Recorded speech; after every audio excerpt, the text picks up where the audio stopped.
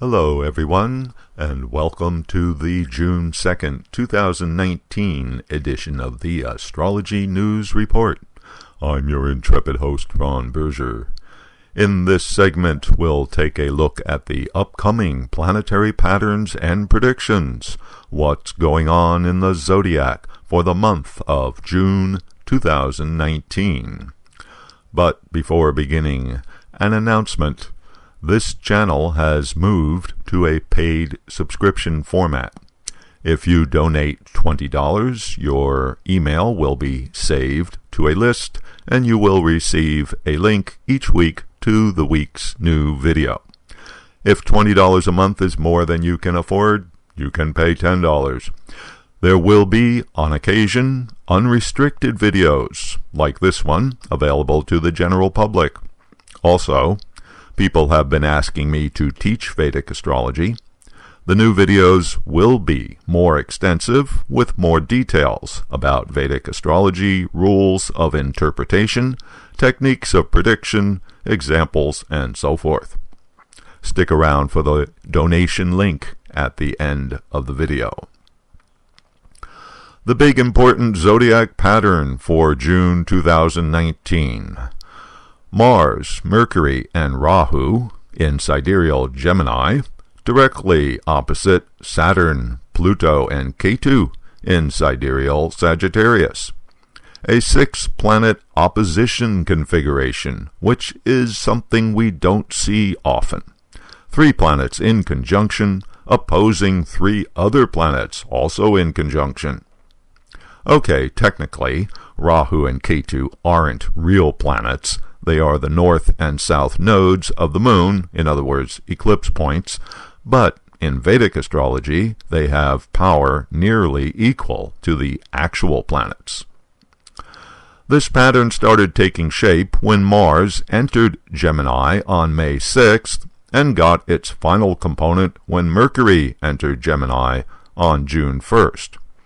The Saturn-Ketu-Pluto side of the combination has been in place for a couple of months already, since March. The opposition pattern will be at its most exact on June 14th, but there will be plenty of events before that date as the planets draw closer together. The main participants of this antagonistic setup are Mars and Saturn. These two have rather different natures. Mars is all action, aggression, and force, and is impatient for results. Saturn is the planet of structure, delay, stability, and the established order. Saturn resists the aggression aspect of Mars. Mars fights the restrictive quality of Saturn.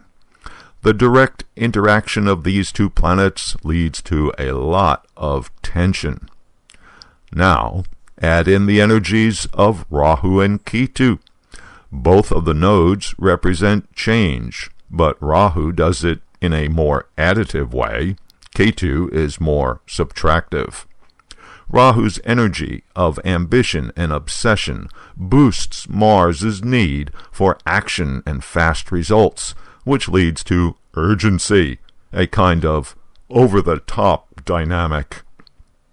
On the other side of the equation, Ketu's energy of chaos and dissolution doesn't work well with Saturn's attachment to the status quo, and Saturn is retrograde, which makes it even more stubborn and resistant to change. Saturn is also obligation, as well as harsh realities, whereas Ketu, a spiritual indicator, can manifest as sacrifice. So, we get reality tied to some sort of sacrifice. Now add in Pluto on the Saturn-Ketu side and Mercury on the Mars-Rahu side. Pluto has the signification of destruction, large-scale change, mass events, so this suggests something big could happen. Note that Pluto is together with Ketu, the significator of the mysterious past karma, indicating that events have their roots in the past. Mercury is the planet of information and communication. Mercury teamed up with Mars and Rahu indicate fast-moving events. Mercury, the planet of news, adds a major media component. Mercury is also the planet of making decisions, and when combined with Mars's impatience, leads to hasty, ill-considered decisions. Events associated with this multi-planet energy pattern are likely diverse, but share a general characteristic: malefic. The potential outcomes range from stress right on through to crisis. For an example, consider the effects on the Vedic astrology chart of the United States. The United States is Sagittarius rising, so the Saturn-Ketu-Pluto combination lands in the USA chart's first house, with the Mars-Rahu-Mercury conjunction affecting the seventh house. Saturn, the reality check planet, with Ketu, significator of sacrifice, and Pluto, planet of mass movements, compels some kind of major change in the identity of the nation, while simultaneously putting pressure on the seventh house of partner countries. Meanwhile, aggressive Mars with ambitious Rahu and Mercury, planet of decisions, are adding their power to the seventh house of partner countries and simultaneously putting pressure on the ascendant. So, what is going on in current events? A lot of self-searching as the country contemplates impeaching a president, simultaneous with a big blow-up with our partner countries like China, like Mexico, with all these long-standing trade agreements now thrown into doubt, and major consequences if the conflict is not resolved. These issues are only going to get more dire over the coming weeks as the planetary arrangement increases in power.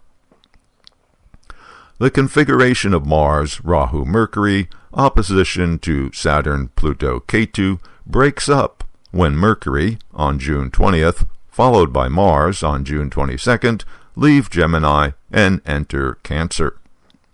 This sets up a whole new pattern in the zodiac because Mars and Mercury will still be on top of each other, but now in sidereal Cancer, which is Mars's sign of debilitation, meaning Mars doesn't function too well in this sign. Cancer is an emotional sign. Mars is the planet of aggression, so Mars in Cancer can get easily angered and act irrationally. There's a general rule in Vedic astrology that when a natural malefic, like Mars, becomes debilitated, it is even more malefic. In other words, has even more potential to do harm.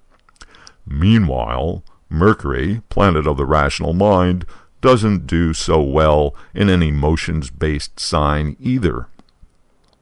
In Vedic astrology, Mercury and Mars are enemies.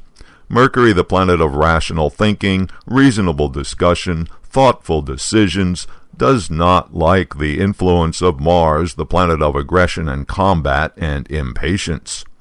Even though it is in its sign of debilitation, Mars is the stronger of the two planets. So Mercury, that means rationality, loses out. And then, wait for it, Mercury goes retrograde on July 8th, while still conjunct Mars. Not a good thing. I'll have more to say on that when we get closer to July. Another item, already in progress and intensifying during June, is the pattern of retrograde Jupiter square to Neptune. Along with the Mars-Saturn opposition, this pattern is also exact in the middle of the month. Neptune is stationary this month, appearing not to be moving before it begins a retrograde period on June 21st. A stationary planet is much more powerful than normal.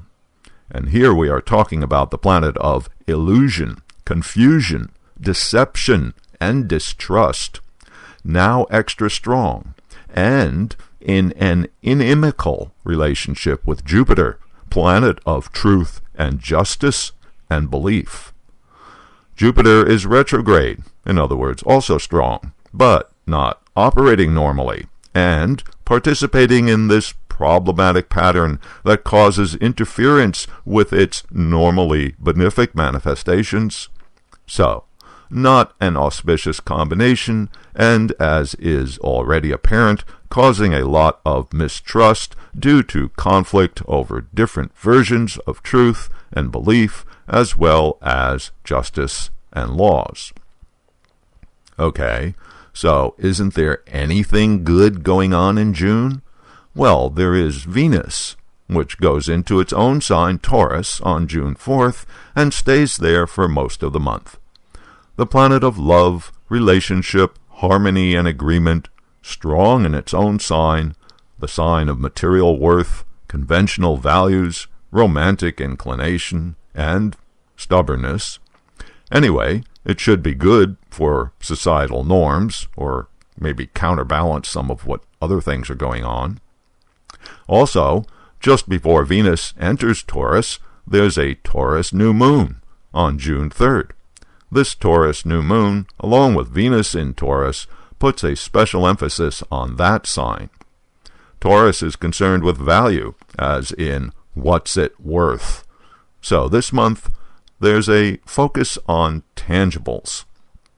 But even though it is strong in its own sign, Venus isn't really influencing anything, except at the end of the month, when it will be in mutual aspect with retrograde Jupiter. The two main benefics, trading energy, is usually good, but the direct aspect only lasts for a few days. This will happen just after the Mars-Rahu Mercury versus Saturn-Ketu Pluto opposition breaks up. So, the last week of June should offer some relief. But for most of this month, the other intense, bad stuff that is happening will doubtless take precedence and create a lot of upset. So what to do in June? Best advice is to keep a low profile and wait for the storm to blow over. Okay, and now just a little reminder.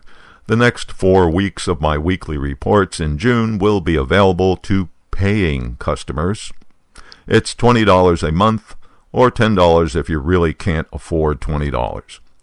Subscribers will receive the video link via email each week when I post the new segment. Here's a list of the topics I'll be covering in the next 4 issues. June 9th, analysis of the Jupiter retrograde square Neptune configuration. June 16th, an update on Donald Trump and the USA predictions for 2019. June 23rd, Mars plus Mercury in Cancer and the effects for your rising sign chart. June 30th, an analysis of the July 2nd total solar eclipse. If you wish to be included, just click on or touch the donation card you see here, which will take you to the donation page. Thanks, and until next week.